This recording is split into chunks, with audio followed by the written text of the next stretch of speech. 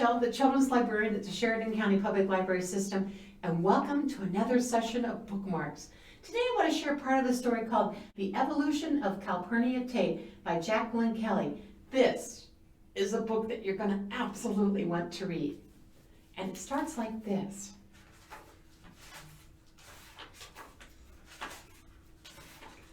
The Origin of Species, Chapter 1. When a young naturalist commences the study of a group of organisms quite unknown to him, he is at first much perplexed to determine what differences to consider, for he knows nothing of the amount and kind of variation to which the group is subject.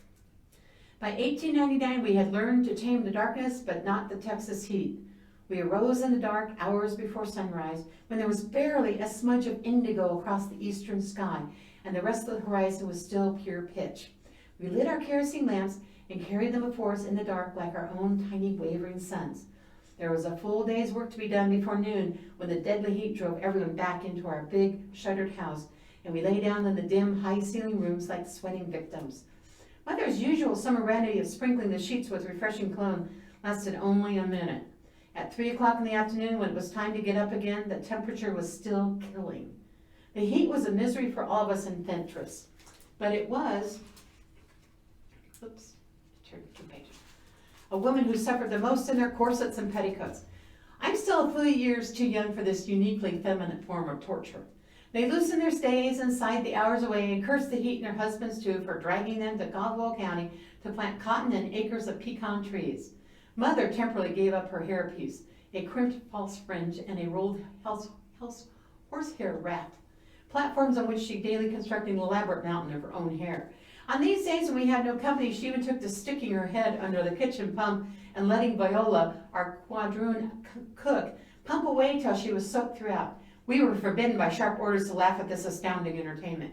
As Mother gradually surrendered to dignity to the heat, we discovered, as did Father, that it was best to keep out of her way. My name is Calpurnia Virginia Tate, but back then everyone called me Callie V. That summer I was 11 years old and the only girl out of 7 children. Can you imagine a worse situation?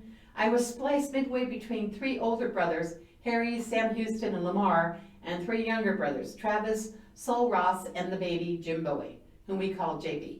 The little boys actually managed to sleep at midday, sometimes even piled up on top of one another like damp, steaming puppies. The men who came in from the fields and my father back from his office at the cotton gin slept too, first dousing themselves in tin buckets of tepid well water on the sleeping porch before falling down on the rope beds of his poleaxe. Yet the heat was a misery, but it also brought me my freedom. While the rest of the family tossed a nose, I secretly made my way to the San Marcos riverbank and enjoyed a daily interlude of no school, no Persephus brothers, and no mother.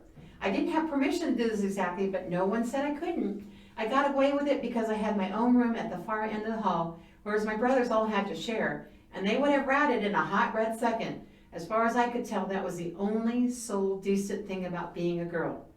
Our house was separated from the river by a crescent-shaped parcel of 5 acres of wild, uncleared growth. It would have been an ordeal to push my way through, except that the regular river patrons, dogs, deers, brothers, kept a narrow path beaten down through the treacherous sticker burrs that rose as high as my head and snatched my hair and my pinafore as I folded myself down the narrow to slide by.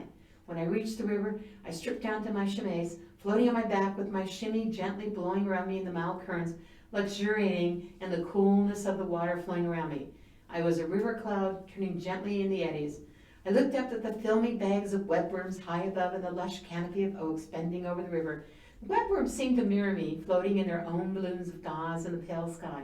That summer, all the men, except for my grandfather Walter Tate, cut their beards close and shaved off their thick beards and their mustaches. They lived as naked as blind salamanders for the few days it took to get over the shock of their pale, weak chins. Strangely, Grandfather felt no distress from the heat, even with his full white beard tumbling down his chest.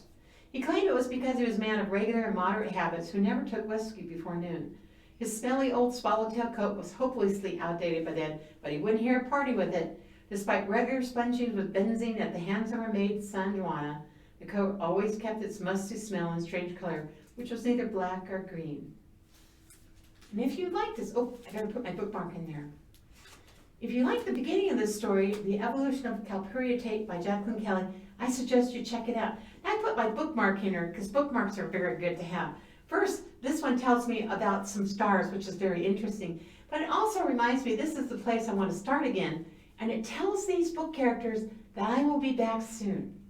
Thank you for joining me, and I'll see you next time. You brighten my day. Goodbye.